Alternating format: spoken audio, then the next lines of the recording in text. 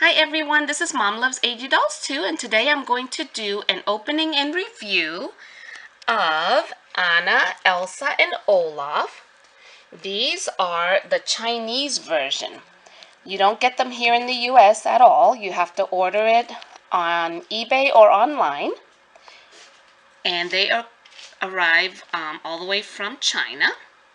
And as you can see, the box is dented, and they do warn you because of the long trip that it is going to arrive this way. But that's fine because we were planning on taking it out of the box anyway. We weren't planning on leaving it in. This is for my daughter to play with.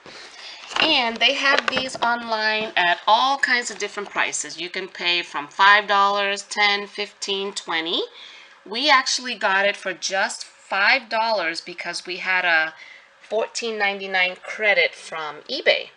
So that's all we paid, so that was good. So I'm going to go ahead and open it, and I'll be back. Okay, we're back. And Olaf wants to know, why are they walking like Egyptians? I have no idea, since they did come from China. But anyway, we're going to start with you. Oh, goody. Yeah, I'm Olaf. I have no skull and no bones. Yep, that's true. Now, Olaf, my husband said, looks like a squishy toy. So there he is. He's got a hole on his bottom. He's just a little squishy plastic little guy. None of his parts look like they come off, but I think he's really cute. So I'd say they did a good job with Olaf. So we're going to set Olaf aside, and moving along, why don't we start with Elsa, the Snow Queen herself. Now this Elsa is very, very pale. And look, her face is very squishy.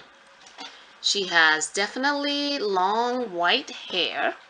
I think it's longer than the real Elsa's hair, the original one from Disney. And let's see if we can get a nice close-up of her face. I think they did a pretty good job on her face. I wouldn't be disappointed with this face. I think it's pretty. I'm going to turn her around so you can get a better look at her hair. Now, I did read a review after I ordered these dolls that their hair doesn't have a lot to it. As you can see, if you were to take her hair out, from what I saw on a review that was not from YouTube, it was just like a doll review on a different site, if you were to undo her hair, you see this bald spot right there? You would see that all over the middle of her scalp. So I would suggest not taking out her hair to redo it, just because you really don't want to see how horrible it looks under there. And this is her dress in the back. This is how it arrived.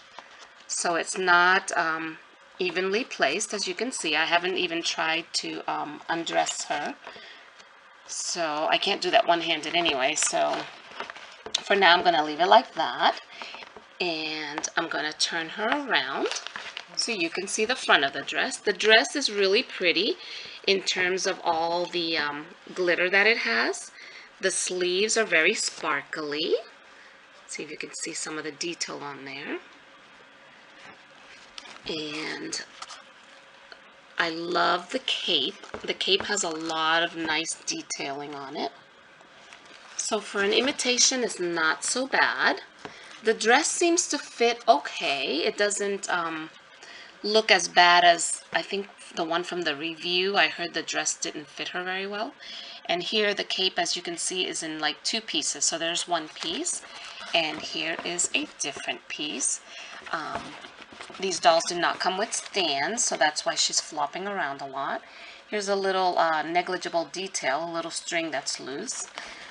When you're having generic dolls, I don't think they care about details like that. And then her shoes are totally not Frozen related at all. As you can see, these shoes look more like Monster High doll shoes. But I think I read on that other review that they are Fashionistas shoes. So they're really pretty, but they could have at least given her blue shoes since they have nothing to do in terms of matching her outfit. Blue or even white would have been better. So these are just a nice like baby pink. And then I heard that the bodies are fashionista bodies. And apparently Elsa, let's see if I can just show you her legs. Apparently Elsa has the original fashionista bodies where the calves are like bigger than the more modern fashionista dolls. So those are Elsa's legs. She does not come with painted underwear, as you can see, but her legs are articulated. As you can see, I just bent that leg. I'm sure I can bend the other one. There we go. Let's see, there it is. So that's pretty cool. And then her hands are articulated as well. You can bend them here at the wrist, and you can bend them here at the elbow. So that's pretty cute. So I'd say for an imitation, it's not so bad, since Elsa is super difficult to find now unless you want to pay a lot of money on eBay. I would say if you really need one for your little girls and not as a collector's item, you should totally get this one and let them enjoy it and play with them. And then when you can get the real ones from the Disney store or the regular ones from Target and all the other places who all sell the exact same sparkly one, then you can probably save that in the box or just display it on a stand. But these are perfect for play because they are on the cheap, flimsy side. So that is perfect. So that is my review of Elsa. Now I'm going to move on to Anna.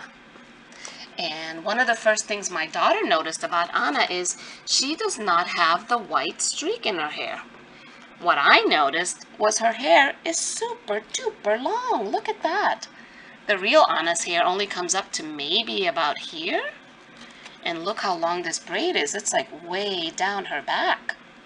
So I like that. I thought that was really pretty. And I'm going to turn her around so you can see. Now, from what I heard on the other review, please excuse my phone. What I heard from the other review was that her hair is also kind of bald in many spots. So I wouldn't recommend taking out her braids because of that. So let me go ahead and stop this and try to... oh, my phone stopped anyway, so that's good. I was going to turn that off. So I think her hair is really pretty. It's a very, very bright red. I would say almost like a copper penny color. So I think they did a really nice job on her hair. They should have kept the length more closer to the original, but the long hair is a nice touch since, you know, everybody likes long hair. It's easier to comb and it's just cuter. And look at her face. I think her face is very pretty. They did a lot of nice details on her. It's got a lot of nice visible freckles. So I think the painting is really good, and she's also squishy, as you can see. And she's supposed to have an original fashionista body as well. Here is her cape. It is on the simple side. Doesn't have any like details on it or any kind of buttons. I think it's just sewn right here. So that's how it's kept there. It's just like sewn. It might stretch to go over her head. Let me see. Yeah, it looks like it stretches a little bit. So that's probably how you would take it off, is just pull it over her head. And I'll turn it around so you can see how long it is. So the cape almost covers her dress, which is not bad. The dress, as you can hear, is that kind of material, which almost feels like raincoatish. I don't even know what they call that kind of material, but it's like a flimsy plastic material.